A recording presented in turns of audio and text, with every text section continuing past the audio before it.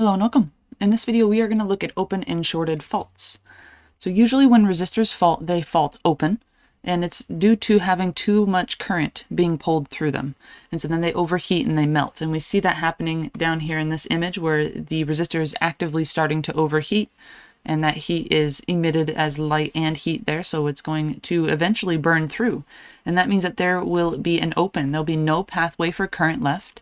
It'll have infinite resistance, meaning that no current will be able to pass across that resistance because of the air gap that will occur there. And this is extremely common for resistors. This is the fault that happens with resistors.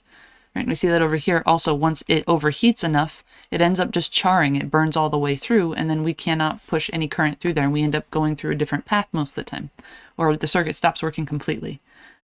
The other effect that we can see in resistors is usually happening because of something else falling onto the board.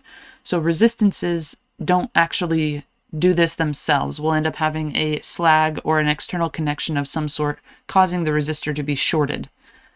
And a short happens when there is no resistance in the current path.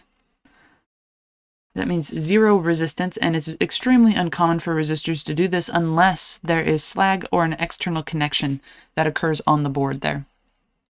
And so that happens when we're cutting pieces off of, like when we're soldering a board, and we end up cutting off the legs of our components after we solder them, and those legs fall onto the board. So you always want to look for a visual inspection to see if there is any external connections on your board if you expect there to be a short. A leakage is way less common for resistances. They are partial open or partial shorts. And we see that this one over here is actually in the process of leaking here. It's almost open all the way, right? It still obviously has current through there because there's so much heat in there right now, but it's not holding its own resistance because of the melting that is occurring there. So it's really common for resistors when we overwatt them to end up leaking and then immediately falling into an open state. Capacitors will stay in their leakage state more often, so you will see a leakage coming from capacitive loads more often than resistive loads. All right, let us know if you have any questions.